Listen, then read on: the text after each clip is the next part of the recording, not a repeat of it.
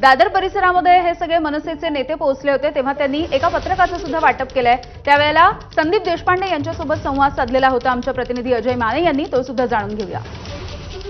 मनसे अशा प्रकारचं जे पत्रक आहे ते ठिकठिकाणी वाटताना पाहायला मिळत आहे आणि मराठी लोकांना आवाहन करत आहेत की 5 जुलैच्या मोर्चामध्ये आपण सहभागी व्हावं। संदीप देशपांडे आपल्यासोबत आहेत।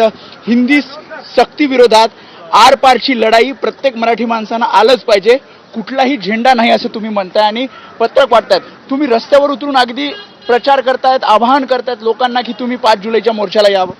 नाही, निश्चितपणे बघा, हा महाराष्ट्राच्या मराठी माणसाच्या मराठी भाषेच्या अस्मितेचा विषय आहे।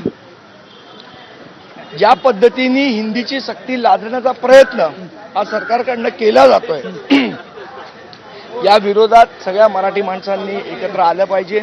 मला असं वाटतं 1956 नंतर ही पहिली वेळ आहे ज्या वेळेला एवढ्या ताकदीने मराठी माणूस या रस्त्यावर उतरतोय। मी तर म्हणेन की संयुक्त महाराष्ट्र लढा 2.0 यामध्ये आपल्याला दिसेल। अच्छा, 5 तारखेला यायचं अधिवेशन सुरू होणार आहे सोमवारपासून। तुम्हाला वाटतं की या आधीच काहीतरी निर्णय सरकार घेईल किंवा सरकार त्या दृष्टिकोनाचा प्रयत्न करते? आताही शिक्षण मंत्र्यांची पत्रकार परिषद झाली, ते अजूनही समजून सांगतायत की हा निर्णय कशा योग्य आहे। मला असं वाटतं आता समजावून सांगण्याची वेळ गेलेली आहे, आता समजून घेण्याची वेळ आलेली आहे। त्यामुळे त्यांनी आता समजून घ्यावं, समजवण्याच्या भानगडीत पडू नये। कुठे कुठे तुम्ही हे पत्रक वाटणार आहात? आता आम्ही प्रवास करणार आहोत ट्रेनने आणि त्याच्यामध्ये आम्ही पत्रकं वाटू। परत शाळेजवळ काल वाटण्यात आली आहेत, शाळेच्या पालकांना देण्यात आलेली आहे, शाळेमध्ये जाऊन वाटण्यात आलेली आहेत। त्याच्या अगोदर शाळांना पत्रकं देण्यात आली आहेत, शाळेमधला पाठिंबा आम्हाला देण्यात आला आहे, तो काल तिकडे जाहीरपणे शिक्षकांनी आणि ट्रस्टी लोकांनी येऊन दिलेला आहे। आपण बघतोय प्रत्येकाला सांगितलं जातंय की या मोर्चामध्ये सहभागी व्हावं। पुन्हा एकदा संदीप देशपांडेंकडे जाऊयात।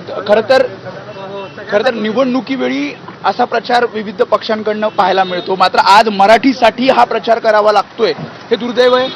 नाही, मला असं वाटतं लोकांमध्ये जागृती आणणं गरजेचं आहे। लोकांमध्ये ती जागरूकता हवी।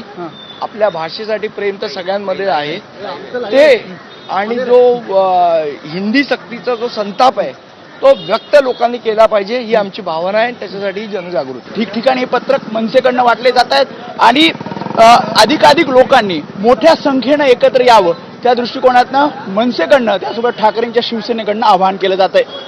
कॅमेरामॅन अनिल संघर्ष, मी वेदांतने, एबीपी माझा, मुंबई। लोक येऊन हात मिळवतात आणि आम्हाला सांगतात की हो आम्ही 5 जुलैच्या मोर्चात सहभागी होणार आहोत। बावनकुळे म्हणतात आहेत की मराठी माणसात तेढ निर्माण करण्याचा हा सगळा प्रयत्न। मला असं वाटतं ज्यांनी GR काढलाय ते तेढ निर्माण करतात। बोलण्यासाठी हे होते मनसे